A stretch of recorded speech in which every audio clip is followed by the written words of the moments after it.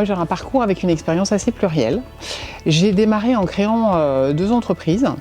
Je suis dans le B2B depuis 20 ans. Et j'ai ces 2 entreprises que j'ai créées, revendues, ont été une expérience entrepreneuriale absolument extraordinaire. C'est vraiment une aventure. Et je suis ensuite tombée dans l'IT en 99 et j'en suis plus jamais ressortie. Il y a une dizaine d'années, j'ai décidé justement d'être à mon compte. Alors pour des raisons qui ne sont pas forcément des raisons libertaires, c'était vraiment le côté d'avoir la capacité de choisir différentes missions, de choisir les verticales, de se dire est-ce que j'ai envie d'aller travailler dans l'industrie, est-ce que demain je peux me dire que je vais aller travailler par exemple dans le BTP, est-ce que je peux me dire finalement la santé m'intéresse plus, et d'essayer d'aller chercher et d'apporter finalement des solutions, toujours dans l'IT, toujours dans la transformation digitale. Bon, la transformation, c'est un peu galvaudé, mais c'est comment est-ce qu'on transforme les métiers, comment est-ce qu'on apporte de l'innovation, et c'est en ça où l'executive master m'a parlé.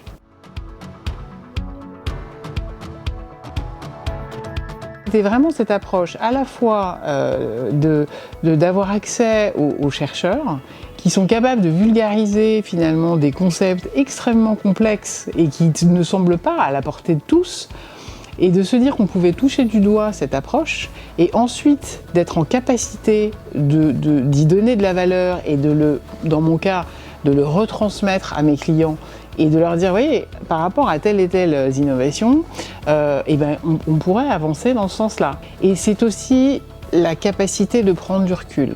Parce que je pense que dans un parcours, quel qu'il soit, on a besoin à un moment de prendre du recul et de se dire, ok, alors qu'est-ce que j'ai fait jusqu'à maintenant? Où je veux aller? Qu'est-ce que dans les 20 prochaines années qui me restent de carrière, entre guillemets, ou de parcours, qu'est-ce que je veux en faire? Et je trouve que d'avoir ce moment entre 35 et 50 ans, c'est important de se poser ces questions. Et dans l'executive master, il y a aussi cette approche d'accompagnement et de coaching, on peut dire, de se poser les bonnes questions, de savoir comment on s'inclut finalement, comment on se projette.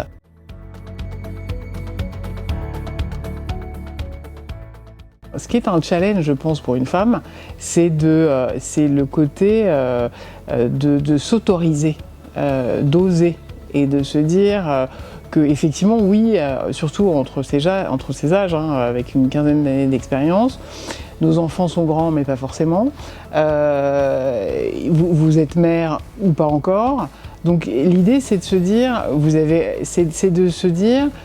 de comprendre pourquoi est-ce qu'on en a envie.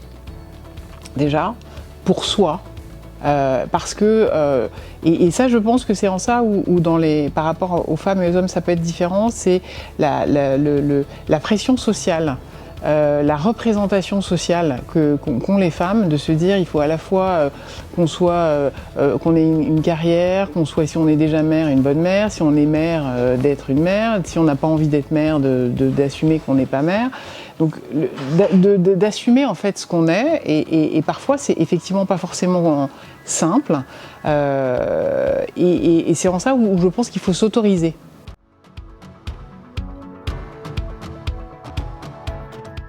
Il y a un prix qui a été créé qui s'appelle l'X Impact Tech, qui a été créé par la promo 2, qu'on a repris cette année.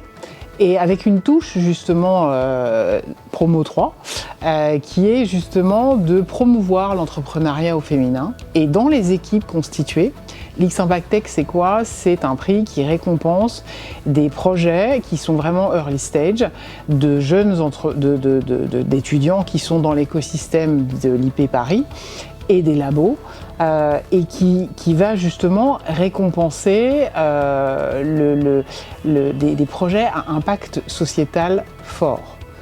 Et ce qu'on a voulu, nous, c'était que dans les équipes de fondateurs, j'entends, de dirigeants, c'est qu'il y ait au moins, à minima, une femme. dans les créateurs. C'est aussi pour aider à promouvoir l'entrepreneuriat au féminin.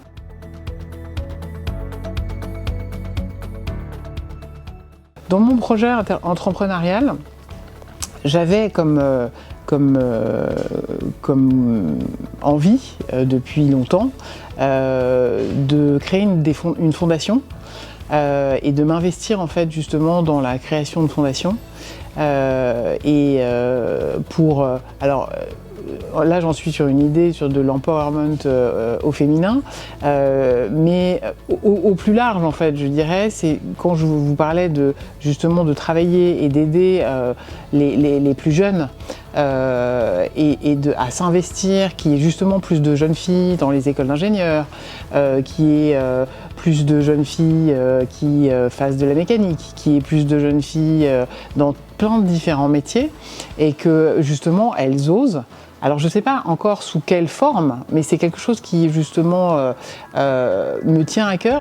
Et dans un futur assez proche, je suis alors moins dans une finalement création d'entreprise, ce qui pourrait être, mais plus dans quelque chose qui me tente assez, c'est ce qu'on peut appeler l'intrapreneuriat, c'est-à-dire avec une grosse structure, un gros corp, de proposer justement de travailler sur un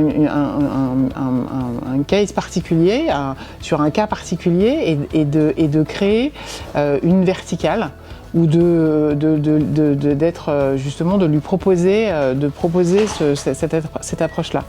Donc j'ai envie de ça en fait. Et l'executive master justement m'a conforté dans cette idée.